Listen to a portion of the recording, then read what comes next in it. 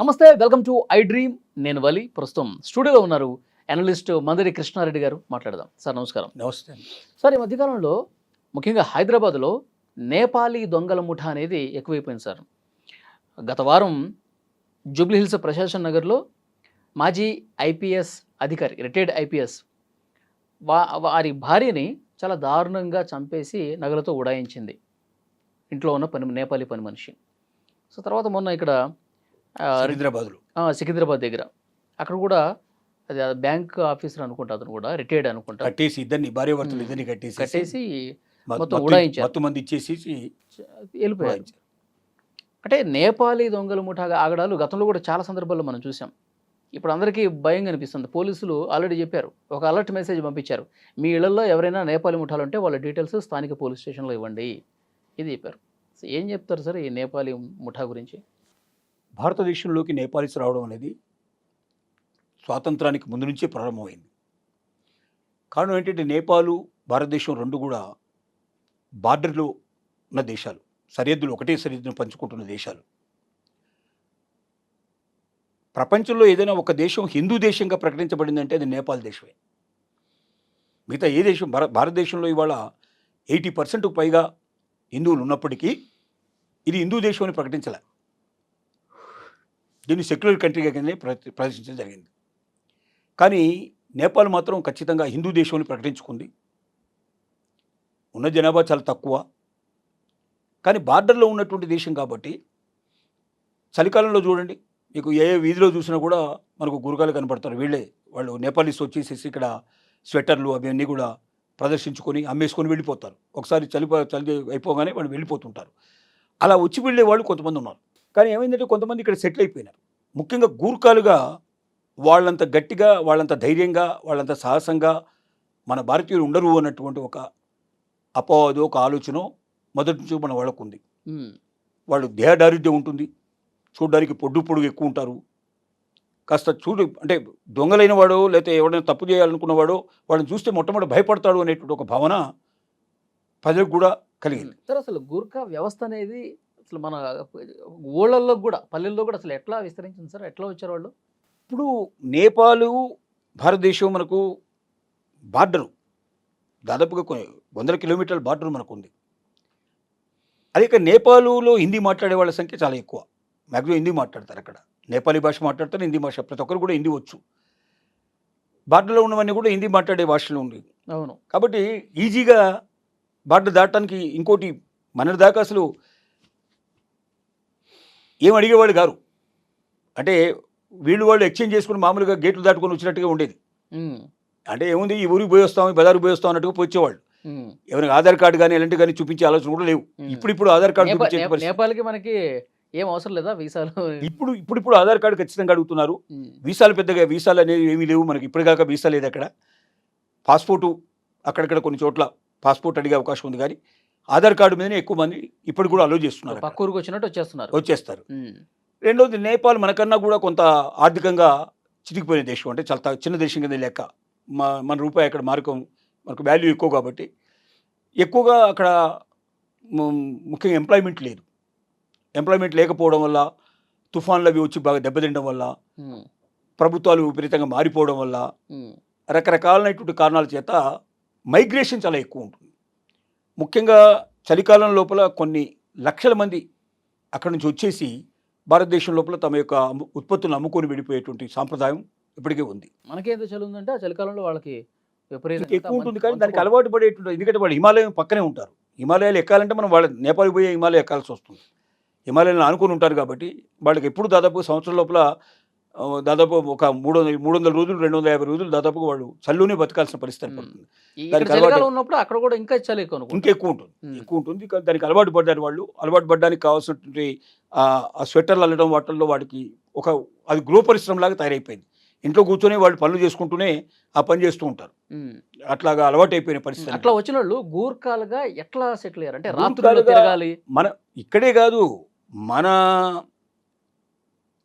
సైన్యంలో కూడా గూర్ఖాకు సంబంధించినటువంటి రెజిమెంట్స్ ఉన్నాయి. మనకు గూర్ఖా రెజిమెంట్స్ ఉన్నాయి. అంటే వచ్చి ఇక్కడికి సెటిల్ అయిపోయి ఇక్కడి పౌరులుగా గుర్తించబడి ఇక్కడ మన సైన్యంలో చేరి సేవలు అందిస్తున్న వాళ్ళు ఉన్నారు. అక్కడ దాకా డీప్గా రూట్స్ వెళ్ళిపోయినాయి వాళ్ళకి. కాబట్టి ఇక గూర్ఖాగా పెట్టుకుంటే, నేపాలీ వాళ్ళని గూర్ఖాగా పెట్టుకుంటే, మనకు సెక్యూరిటీ గార్డు కింద పెట్టుకుంటే మనం నిశ్చింతగా ఉండొచ్చు అనేటువంటి ఒక అభిప్రాయానికి మన ప్రజలు చాలామంది వచ్చారు. ఉమ్, దానిలో భాగంగానే చాలా కాలం వాళ్ళు మంచి సర్వీస్ చేశారు. ఉమ్, ఇప్పుడిప్పుడు ఈ అపవాదులన్నీ మూటగట్టుకుంటున్నారు కానీ ఉమ్. గత సార్, 10-15 నా సంవత్సరాల చిన్నప్పుడు కూడా సార్, అంటే దాదాపు 25 ఏళ్ళు 30 ఏళ్ళ క్రితం ఊళ్ళల్లో అర్ధరాత్రి సమయంలో 12 గంటలకి 1 గంటకి 2 గంటలకి ప్రతి గల్లీ తిరుగుతూ కర్ర కొడుతూ విజిల్స్ చేసుకుంటూ వెళ్తున్నారు. అంటే ఆ ఆ అధికారం అనేది ఎవరిచ్చారు స్టార్టింగ్లో?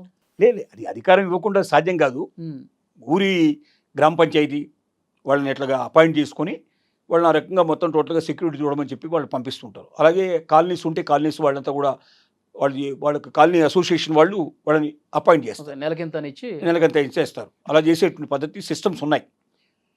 కానీ గత కొంతకాలం నుంచి ఒక 10 ఏళ్ల నుంచి సుమారుగా చూసినట్టయితే హైదరాబాదులో 70కి పైగా ఇలాంటి సంఘటనలు బయటకు వచ్చిన సంఘటనలు, రాకుండా ఇంకెన్ని సంఘటనలు ఉన్నాయో మనకు తెలియదు సంగతి. బయటకు వచ్చిన సంఘటనలు 70కి పైగా సంఘటనలు వచ్చాయి.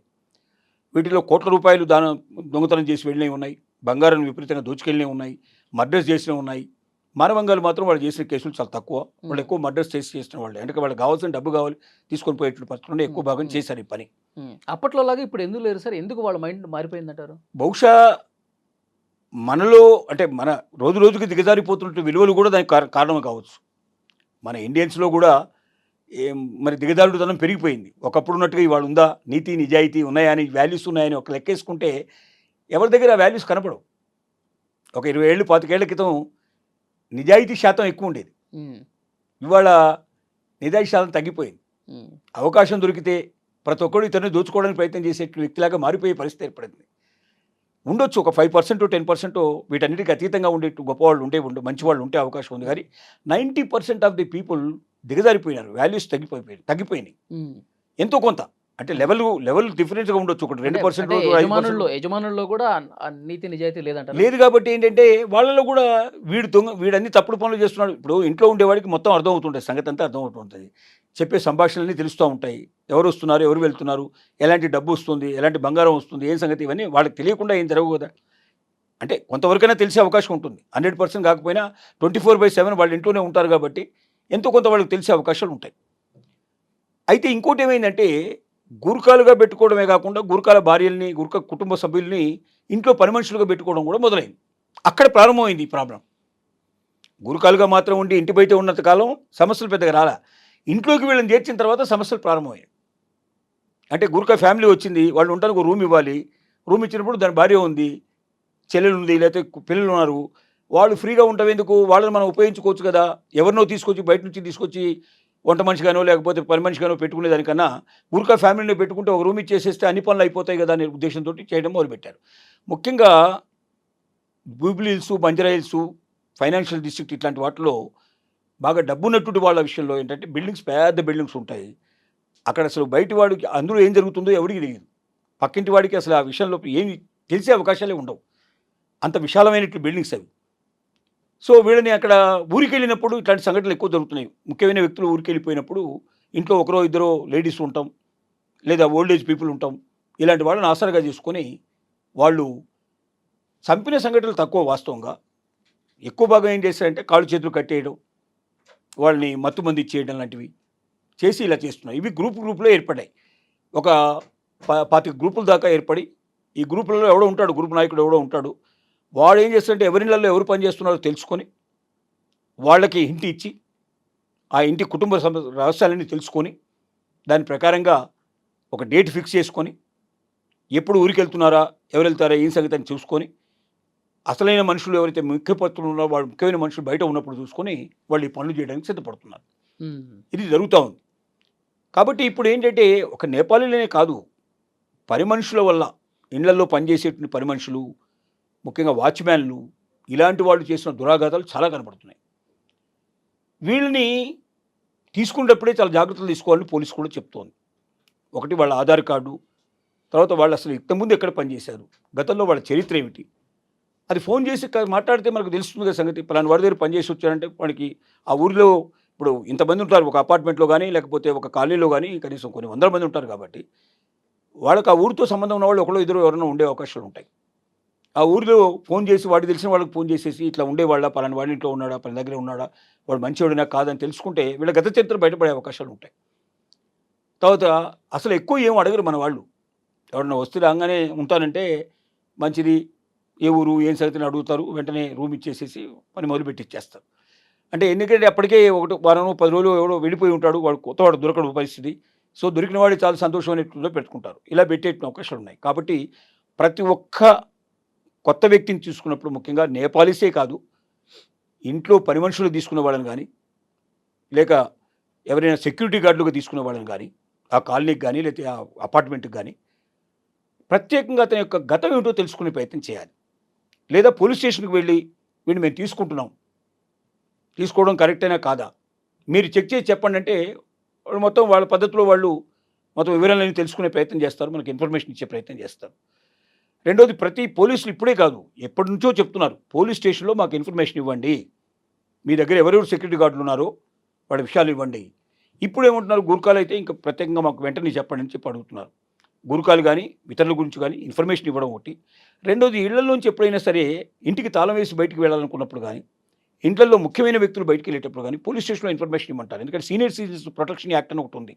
దీని ప్రకారంగా 60 ఏళ్ళు దాటిన వాళ్ళు ఇంట్లో ఉండేటట్టయితే వాళ్ళ గురించి ఇన్ఫర్మేషన్ అక్కడ ఉన్నట్టు పోలీస్ స్టేషన్కి చెప్పాలి. చెప్తే వాళ్ళు ఏంటంటే ఇంకా ఎక్కువగా ప్రొటెక్షన్ ఇస్తారు. అంటే ఇప్పుడు వాళ్ళు రాత్రి పహరా వెళ్ళి బయటికి వెళ్ళి చూసేటువంటి ఏవైతే ఉంటాయో వాహనాలు వస్తున్నప్పుడు ఖచ్చితంగా ఆ ఇంటి దగ్గర ఆపి ఒకసారి వాళ్ళని కనుక్కొని వెళ్ళడానికి అవకాశం ఉంటుంది. ఎలా ఉంది, ఏమిటి మీ పరిస్థితి ఏంటని చెప్పి. అంటే నైట్ కూడా ప్రొటెక్షన్ ఇచ్చే పాసిబిలిటీస్ ఉంటాయి. సో ఇలాంటి వాటన్నిటికీ మనం తెలుసుకొని ఆ ప్రకారంగా ముందు తీసుకునేటప్పుడే వాడి గురించి పూర్తి వివరాలు తెలుసుకోవడం, మనం వివరాలు రాబట్టలేనని మనకు డౌట్గా ఉన్నట్టయితే పోలీస్ స్టేషన్కు వెళ్ళి తీసుకెళ్ళి అతన్ని పోలీసులకు ఇతన్ని మేము గురుగాగా ఉంచదలుచుకున్నాం, ఇతన్ని మేము పెట్టుకోదలుచుకున్నాం, వాచ్మెన్గా పెట్టదలుచుకున్నాం, ఇతని వివరాలు ఏమిటని పూర్తిగా తెలుసుకొని ఆ రకంగా ముందే జాగ్రత్త పడేటువంటి అవకాశాలు కొంతవరకు ఉన్నాయి. ఆ తర్వాత కూడా వాళ్ళని వీలైనంత వరకు ఇంటి లోపలికి రానిచ్చే ప్రయత్నాలు తక్కువ ఉండాలి. ఎవరిది ఎక్కడ ఉండాలో అక్కడే ఉంచడానికి ప్రయత్నం జరగాలి. 24 అవర్స్ వాళ్ళని ఇంటి దగ్గర మనం ఉంచినట్టయితే, మన రహస్యాలని వాళ్ళకి బట్టబయటట్టయితే, మన దగ్గర ఎంత బంగారం ఉంది, ఎంత డబ్బు ఉంది, ఏం సంగతి, ఈ విషయాలన్నీ వాళ్ళకి అర్థమయ్యేటట్టు చేసినప్పుడు వాళ్ళ కళ్ళెదురుగానే తీసుకొచ్చి వేరే వాళ్ళకి లక్షలు ఇవ్వడం, వేరే వాళ్ళ దగ్గర నుంచి బంగారం తీసుకోవడం, ఆభరణాలని తీసుకోవడం, చూసుకోవడం, పెట్టుకోవడం, పెళ్ళిళ్ళకి వాటికి ధరించుకుంటూ పోవడం, ఇవన్నీ చేసినప్పుడు ఓహో వీళ్ళ దగ్గర బంగారం బాగా ఉంది, వీళ్ళ దగ్గర డబ్బు బాగా ఉంది, మనం ఖచ్చితంగా దూచిపోవడానికి ఇది అవకాశం ఉంది అని తెలుసుకున్నప్పుడు వాటి మీద ఎక్కువగా వాళ్ళు ఫోకస్ చేస్తున్నారు. ఈ ఫోకస్లోంచి బయటపడడానికి మన ప్రయత్నం కూడా మనం చేయాల్సిన అవసరం ఉంది.